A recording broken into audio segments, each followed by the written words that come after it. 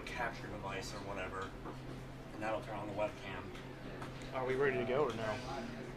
I guess. Well, I mean, I guess we'll get ready to go because, I mean, it is what it is. Okay. Or whatever, and that'll turn on the webcam. Are we ready to go or no? I guess. Well, I mean, I guess we'll get ready to go.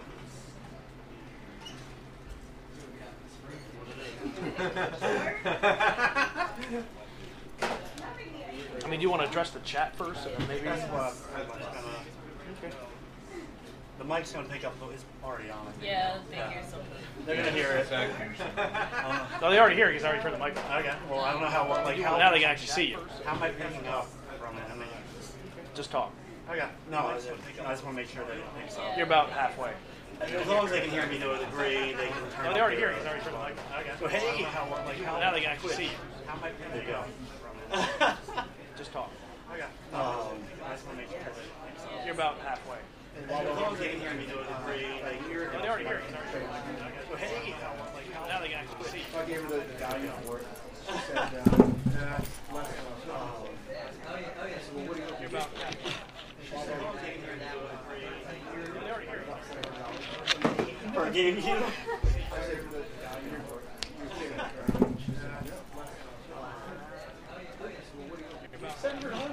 Lance says hello to everyone. It's just a regular silver amp here. Not even sealed. It's not like it's Forgive you. Masonic or Yeah. special Japanese, you still want to pinstripe? Yep. Yeah, thanks. Okay, I said it's not. Lance says hello to everyone. I saw it online. Camera good. I said, okay, I've got 35 special staff. Please tell me the site you went to. Because I saw all of them. Right. The first site she gave me doesn't exist, never did exist. She said, well, maybe it was another site. You put that site didn't exist. Okay. So I'll make sure the audio is muted on the screen itself. What do you mean? Probably picking up an echo. On the internet browser. Highlight the thing, make sure it's muted. Oh, there we go. Now we should be good. Sorry about that. So yeah, you gotta love that. Yeah, I know. I also like people that will go on eBay and they'll be like, "Oh, this is worth $600," and it's like, "Oh, someone has to buy it now, and no one's ever gonna pay that." They just put it up there. Right. Like the Zelda one for like $10,000. It's just a regular cart, no game. Yeah, Because I'm fixing the camera. Use it properly. You see how bald I'm going. My shoes up there for $1 million. Doesn't mean it's worth it. Right. Exactly. Okay. Let's start this.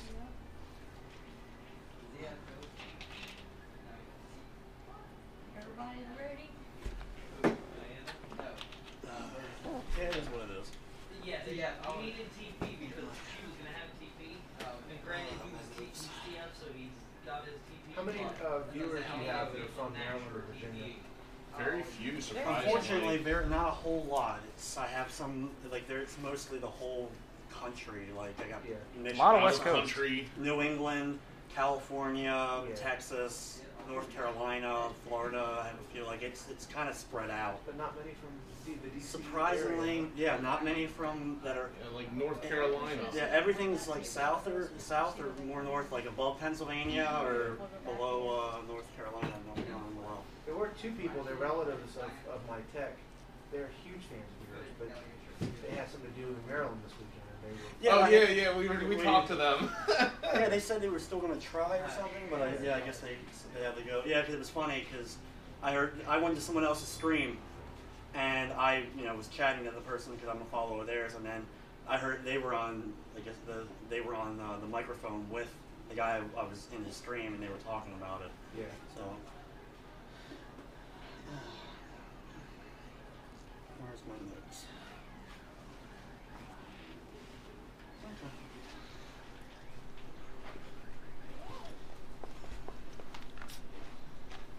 Okay. So I guess everything's working now. So Yeah, Jess says everything looks and sounds great. Okay, awesome. So anyway, my name is Kornchak. I am a professional YouTuber, Twitch streamer. I've been doing this for 9 years on YouTube, and I've been doing this 2 years full-time on Twitch.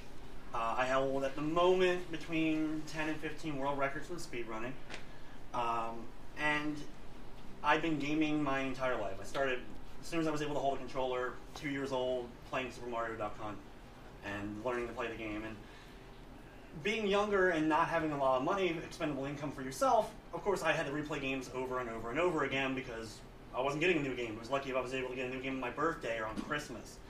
So playing these games over and over again when I was young, I kept trying to set new goals for myself. I would try to beat a game without using a continue or beat the game without dying. And after I was able to finally accomplish those goals, I would then try to see how fast I could beat set games. And I would pick a Mega Man or Mario or whatever it may be and beat through the entire game without dying and time myself. In fact, I actually had a stopwatch I used to use to time myself while I was playing it. And this is when I was younger, and I had no idea anybody else in the world would even do that. Like, why would you spend the time to do that? And it was about 6 or 7 years ago I really found the speedrunning community. And speedrunning in general nowadays has just massively grown. It's huge nowadays. Just in the last 2 years of doing Twitch streaming, I've seen how much speedrunning has gone. Games that no one even heard of are getting speedrun on a regular basis. And one of my niches was working on games that no one had heard of, like 8 Eyes, which is my pride and joy. Or let me actually play my speedruns as we go through this. So anyway, this is my world record run of Wolverine on the NES from LJN. The AVGN loves this particular game, of course. But anyway, so just in the last couple of years, I realized that people are really getting into speedrunning. AGDQ, which is All Games Done Quick, is an annual huge gathering of all the best speedrunners pretty much in the entire world. They do raise a lot of money for charity. You go on twitch.tv right now, and like we are live, and right now there's probably 100 or so speedrunners speedrunning everything from modern gaming all the way down to the NES and even some Atari stuff that I'm sure you can find. So the thing is, though, for those outside of speedrunning, how would you even approach it nowadays? It's become so big, it kind of could scare people off if you haven't already entered it, because you see these intimidating runs. I mean, we are seeing world record breaking stories for Legend of Zelda and Mario being handled not just on video game news websites, but we're seeing on Yahoo News has posted multiple articles about the latest games being broken, when the new Ocarina of Time world record's been set. So with speedrunning being as big as it is, it doesn't mean, though, that not everyone can still get involved. Anybody who likes video games, loves video gaming, can easily jump in to the speedrunning. And the best way to do so is finding a game that you already know and love.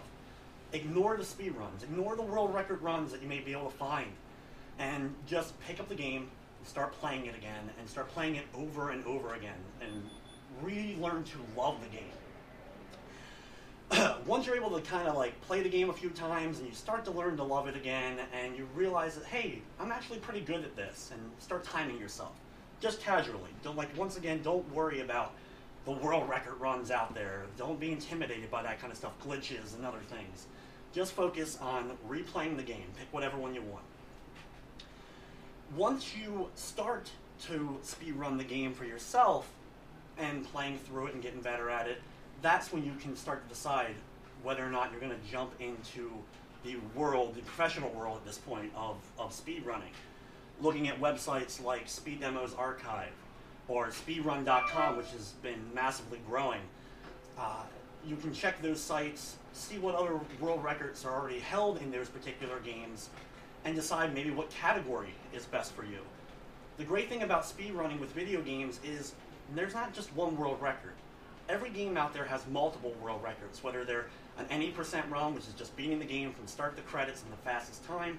There's non-glitch versions, where you're not going to be using those interesting shortcuts that they found, like in Ocarina of Time, being able to beat the game with only going to the Great Deku Tree at the very beginning, and they can somehow warp already to Ganon's Tower at the end.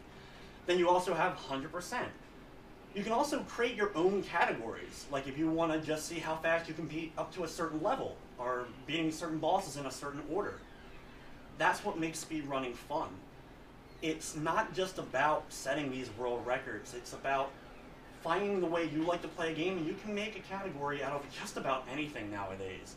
And you can get other people to join you in that and trying to set whatever record in those particular categories.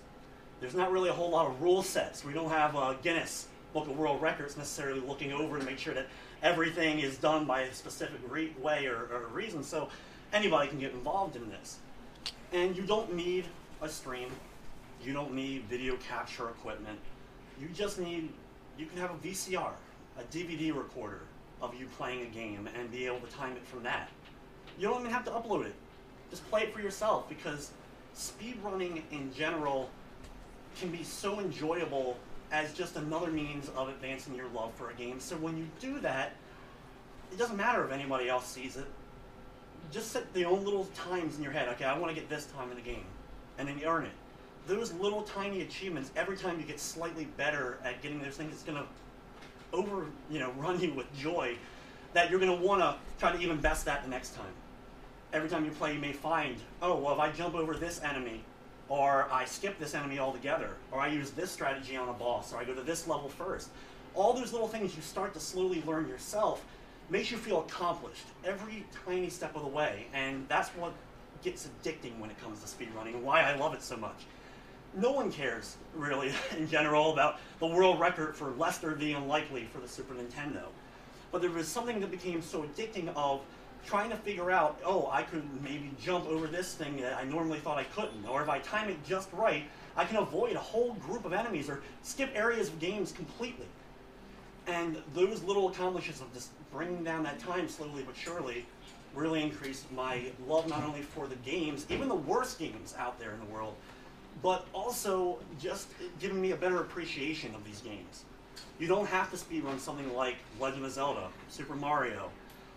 You can speedrun something like Mappy Land, or Smurfs, Sailor Moon, Pirates of Dark, whatever game you want. These are just particular ones I've actually run myself, but there are so many video games out there, classic and new, and every time a new game comes out, it brings up new opportunities to be able to speedrun it. Now, if you're interested in going after those world records, there's elusive world records, there are plenty of ways to do so, trying to find those runs already out there. Thankfully, nowadays, with speedrun.com, with Speed Demos Archive, with Speedruns Live, there's a way to find other people that already like games, already have run games, already have set up routes in those particular games. So you can easily use those websites to go on there and find the runs that you want to do, watch them, see what strategies they end up doing and end up performing. Right around here is where my only death in Wolverine comes in this particular run. Wolverine on NES is a pretty brutal game, and there it is. But thankfully in a game like this, that death doesn't really cost me too much time, as I'm able to just bounce right back up and be able to still finish the game and still be able to get the world record. In fact, before anyone even started running this game, I would play through it and we discovered warps. No one had even found warps. There was no game FAQ guides or strategy guides or videos online showing the warps in this game, but through speedrunning and a lot that I did, I was able to discover all kinds of weird secrets, and that's one of the other joys of doing so. So, you find the websites like Speedrun and SRL, you pick a game, you look at the runs, and you then decide like what kind of category, and once you pick a category, watch the other people's runs, watch their notes. So you have already a step-by-step basis to take for accomplishing what they've already done. And you take all those notes, you take those videos, you study them, and then you start implementing it into the game itself when you're playing through it. And you may see, okay, well this works, well how about if I try this instead of this? It may work, it may not work, but if it ends up working and saving you even half a second or so, then it's worth it.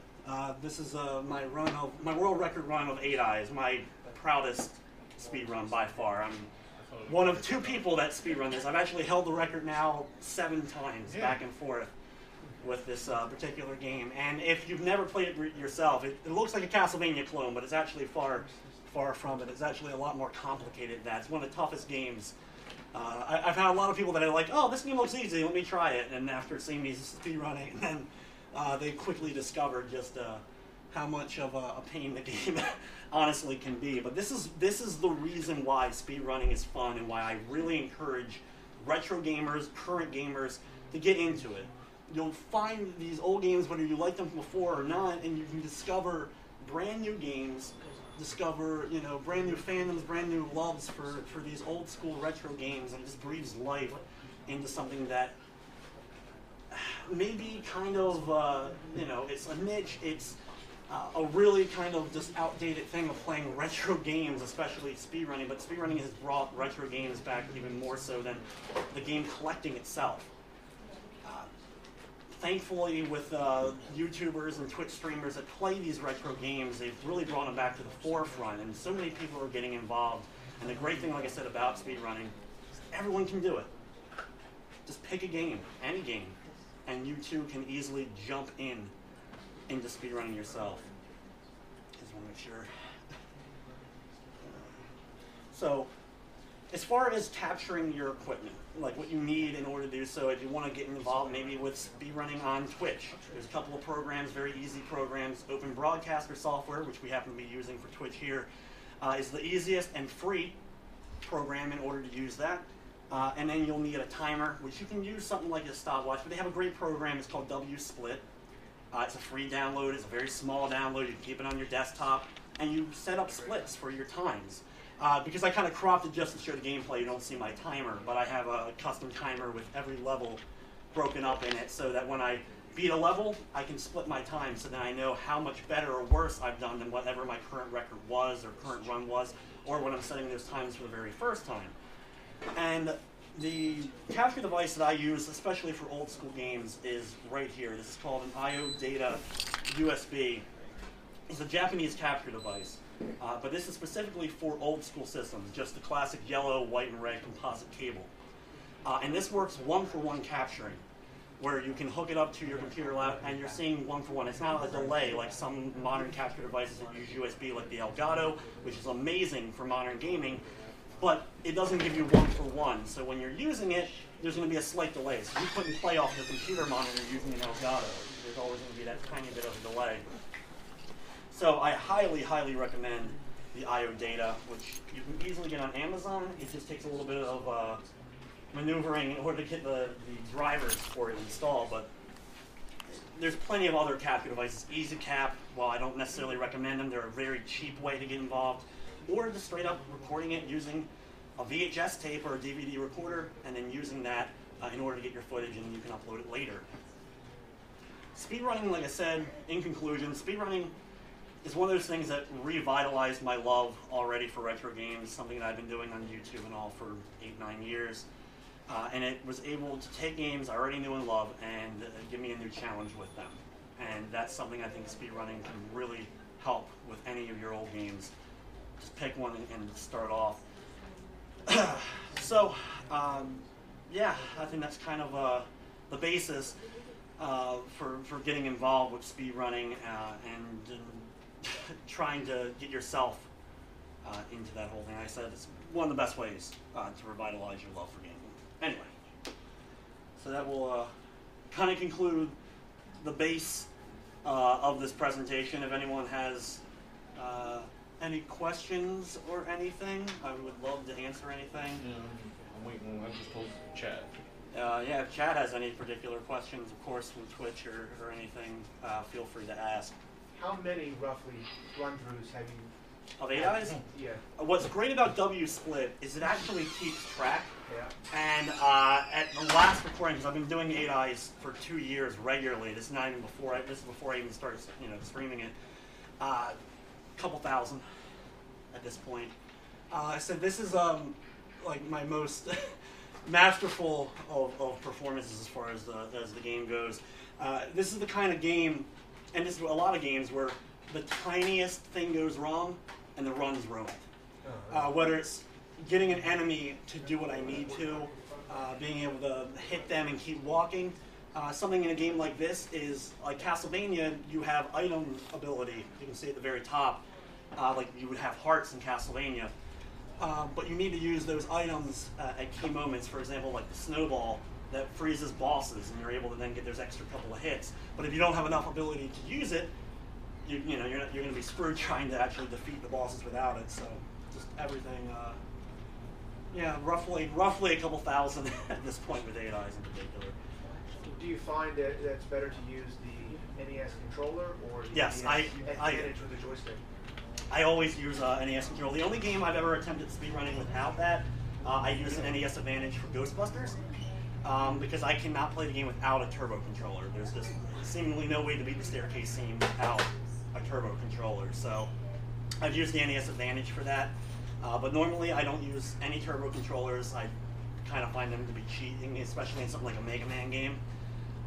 So I always use real equipment, real NES. I use top loader, old school top loader NES, Model 2, and an original NES controllers is the only thing I'll use. I won't even use third parties or anything like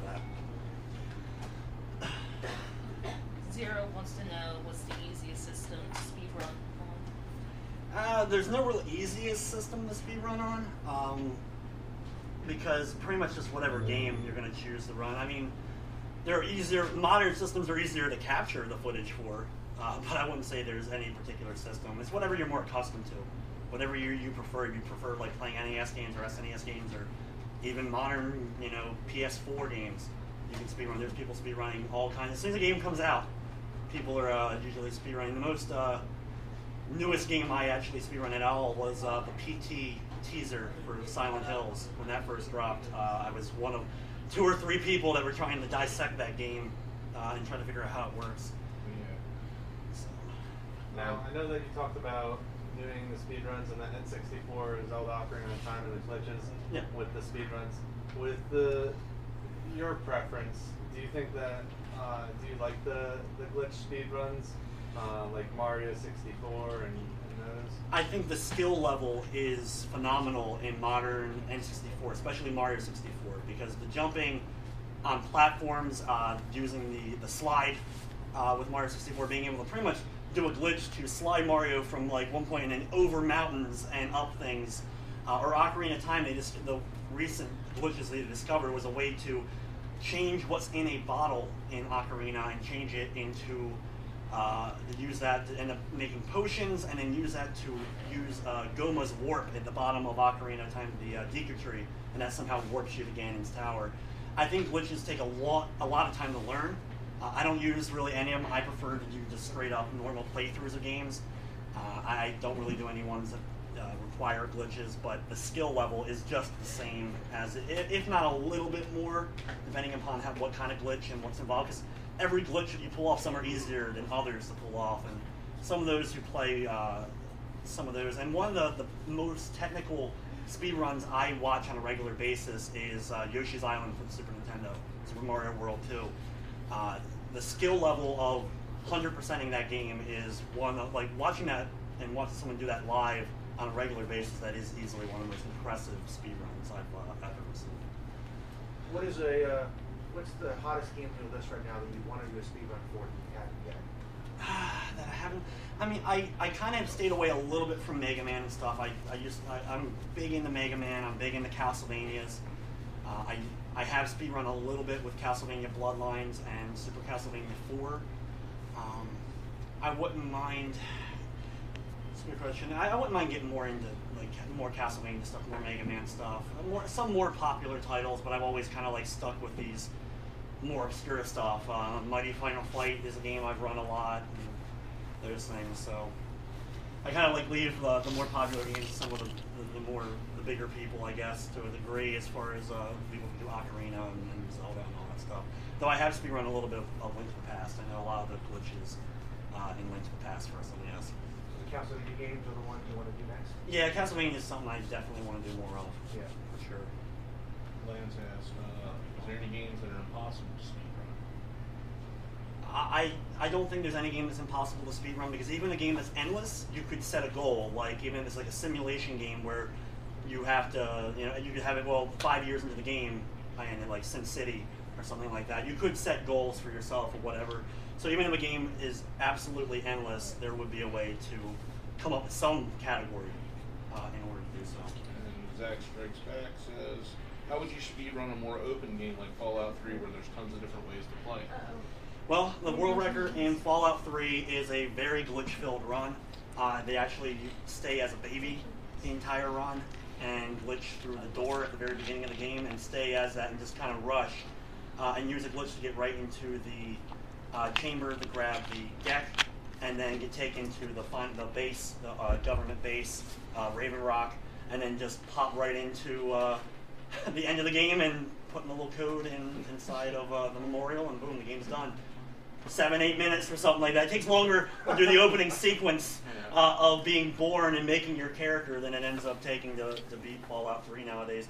But you could also set it to do all quests without glitches, which I know some people have done, especially Oblivion and Skyrim have been doing all missions but no glitches as well, which takes hours. I prefer the speedrun stuff that's a little bit shorter, things less than an hour. Once you get into stuff that's 12, 13, 14 hours, that does leave you a lot more room for mistake. You're not going to get 7, 8 hours into a run and then, oh, I made a little minor mistake, I'm going to reset. You're going to be able to take that mistake and go with it. But I mean, I've seen speedruns of games, people play 12, 16 hours. The biggest speedrun I've seen, Animal Crossing for GameCube 100%, where you have to max out all 4 houses, and pay your debt for all 4 of the houses and get every item in the game, every bug, every fossil, every fish in one run. And person spent like 48 hours straight playing Animal Crossing. So there's people dedicated. You can pretty much run anything. This is a joke question. Uh-huh. I think we can finally answer this. No, that's Bob's question. Are you guys in the hobby store? Yeah.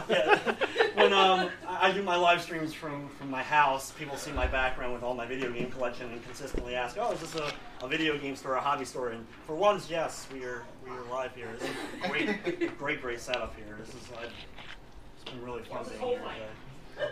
So. You did Zack Strikes Back. Yeah. I did Zack Strikes Back. If someone wants to get into speedrunning, what's your one piece of advice to give to them? Have fun. Don't worry about world records. Play the game, learn to speedrun it, and time it for yourself and get better. So, the easiest and the best advice I would say is have fun with it. Don't worry about the world records, because if you look at just world records, especially in Ocarina or Mario, any Zelda game, you're going to be intimidated by saying, "Oh, there's no way I could pull off those kind of things." So play the game for yourself, fun, and then you can slowly get better to the point you can time it.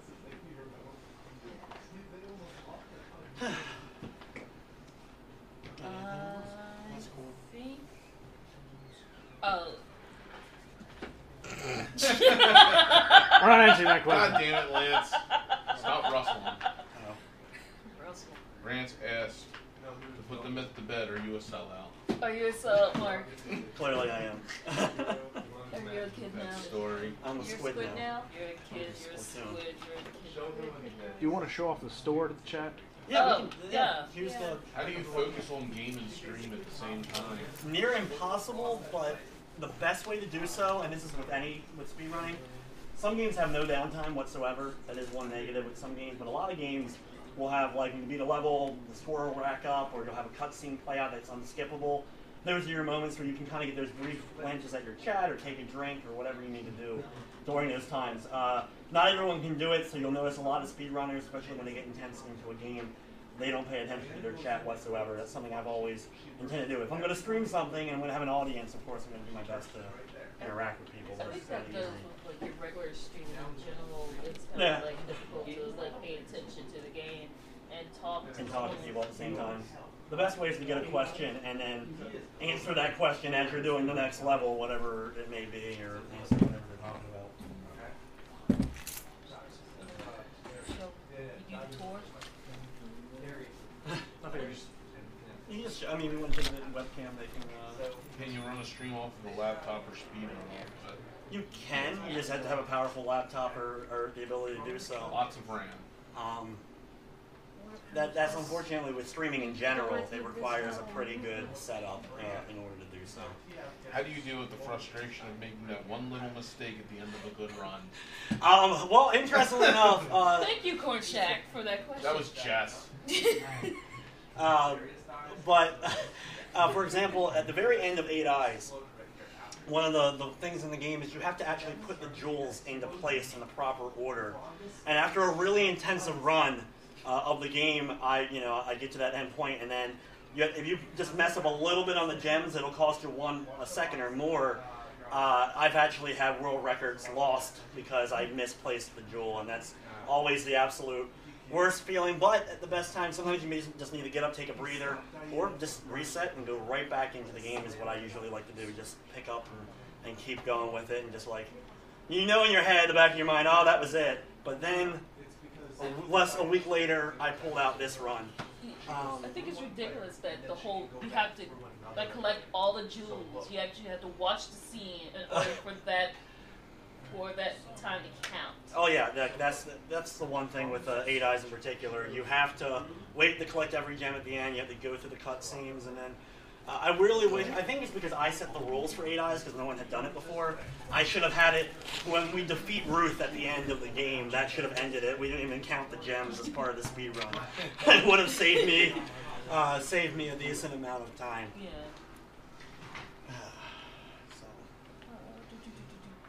You want to read Lance's? I think that's kind of what he said with 8 Eyes was the most heartbreaking part of speedrunning. The most heartbreaking part of speedrunning is when you know you had it and you made that little mistake that ended up costing you everything. I've had records, a bunch of my records broken. That doesn't bother me. That's part of the competition that fires you back up to try to go back after a record or try to pick the game back up, whatever it may be.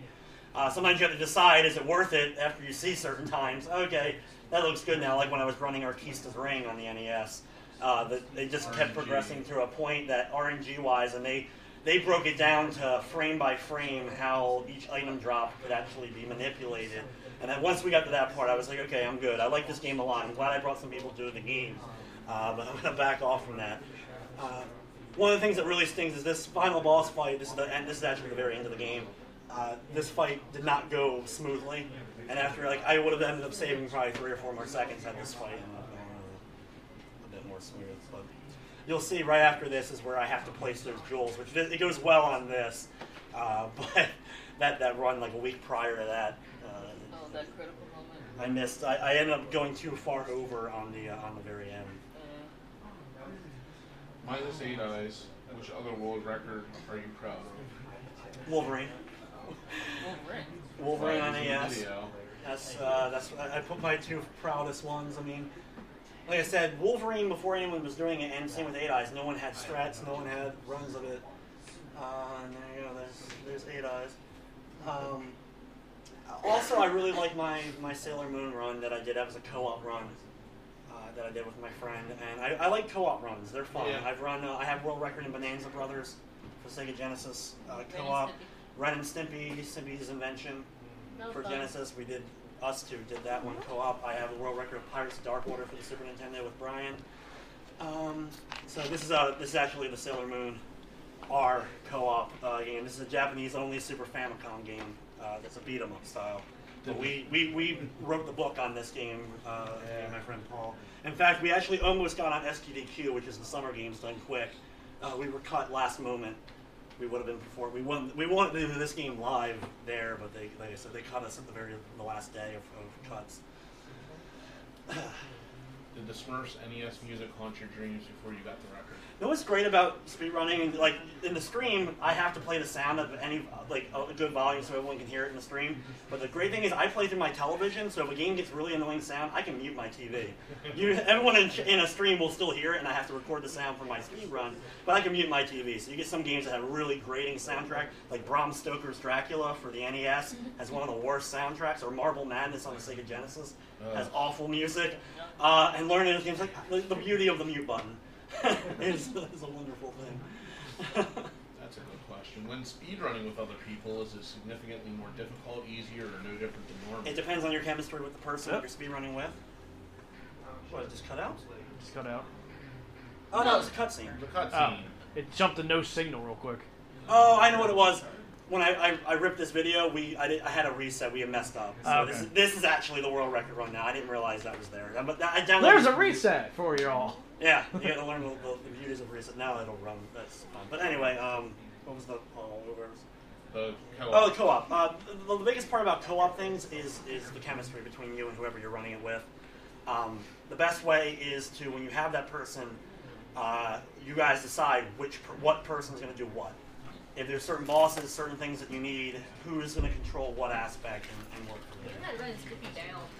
Yeah, once you play the game enough, it becomes second nature. Yeah, it didn't take us long with Pirates either. I mean, we rolled through that. That's a big plus, especially like with Sailor Moon in particular. We It's actually coming did with Pirates boss without traps. a continue.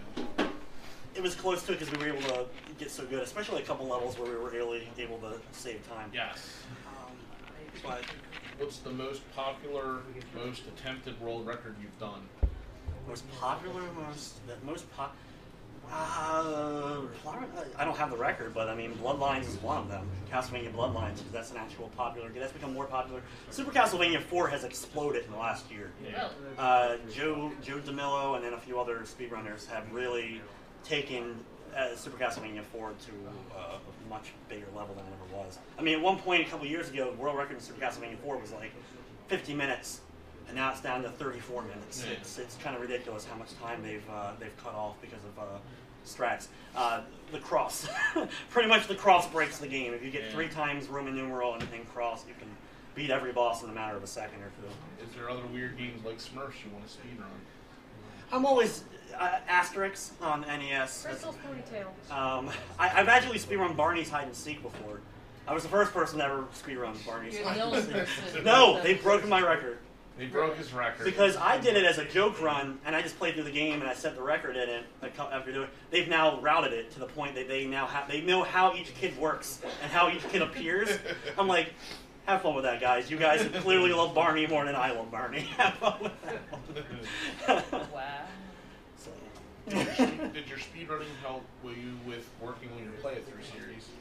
Yeah, actually, one of the things is when I'm actually doing some play-it-through stuff, I can play through the game enough to realize when doing a walkthrough for a game if I think it's a game worthy of me trying to do a speed run in it. That's how Wolverine started. When I did my playthrough of Wolverine, I was like, this is a pretty short game, and it's actually kind of fun to play through over and over again, and that's why I even jumped on that. I really wish I could play Adventures of Bayou Billy more. I have like number 2 or 3 time in it, but the problem with the game is A and B together so much, my fingers start. I can only play the game for like a couple of minutes, and that driving scene in Bayou Billy is one of the worst of all time. That could be a good way to use the NES Advantage for.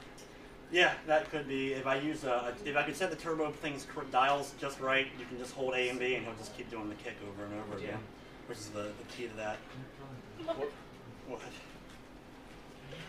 Which gives you a better chance of getting a record, Coke or Pepsi? The answer is... The answer is... Shaq. Shaq Fu Punch is the answer. This is all you need to drink, and you will instantly get world record after world record. There's no doubt about that. Not sponsored. No sponsorship because I'm not a sellout. Oh, man. Okay, there's a legit question. There is? I don't know. No, there isn't any new question. I don't know. I'm watching. Would you speedrun Batman for NES one day?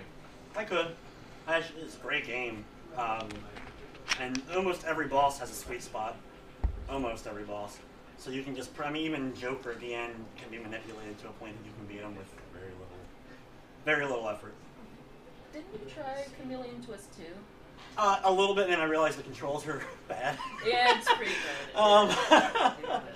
So that's why I stayed away from that.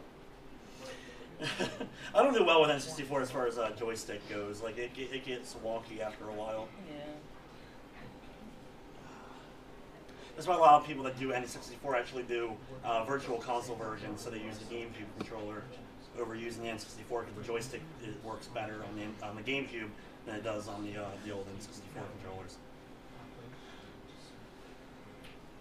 Is there a process of elimination for choosing a game for speedrunning? Yeah, played a few times and realized it's not obtainable on a regular basis, or it's just not fun after playing through it for 3-4 hours straight. Like if a game ends up becoming not fun. Mr. Nuts on Super Nintendo was a game I was just like, I can't play this anymore. Okay, I got like 45-minute time or whatever it is, and I was like, yeah, that's good enough. Mr. Nuts can as much as I like that game. Is that the Hoppin' Mad? Yeah, no, that's the sequel was called Hoppin' Mad, which was not released. Yeah, Only the prototype. Game. Yeah, Mr. Nuts was not a fun experience. Is there any game you own or don't own that you would love to try to speedrun from Lance? That I don't own? Yeah. Little Samson. Little Samson. If I owned a legit copy of Little Samson, I would speedrun Little Samson. But nowadays, I could have bought Little Samson for $100-some years ago. I was like, that's way too expensive. And now it's a $800, $900 game, and now it's no chance in heck I'm ever touching Little Samson. Heck, even the Japanese versions of it have gone up to $100, $200 for Famicom versions of Lickle, aka Little Samson. Because everyone at one point bought the Japanese versions because they were all cheaper and there were mass amounts of them compared to U.S. versions. But I don't know if anyone's paid attention to the Japanese market, but U.S. has pretty much bought all the retro games from Japan. They have no games over there anymore. We own them all. Mr. Nuts can grab my nuts. Hashtag. Yeah, hashtag grab my nuts. If I get, this is Zero again, if I got into speedrunning, which controller you think is better, the old school NES or the dog bone one? I prefer original NES. The only problem with it, the only problem with old school NES, the square rectangle controller, in intensive play, I have busted the edges and scraped up my hand, trying like to hold it, and like going through things. I've cut my hand up on it. I don't know. I don't think the dog bone has that issue. But that's all controller wise. As long as it's a legit controller, that's all personal preference. It doesn't really affect anything.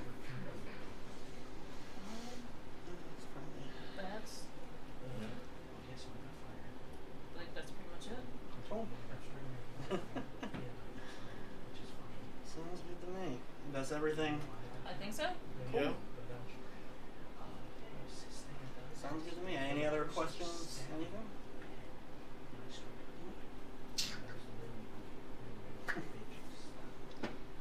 Okay, I think so we can wrap it up then.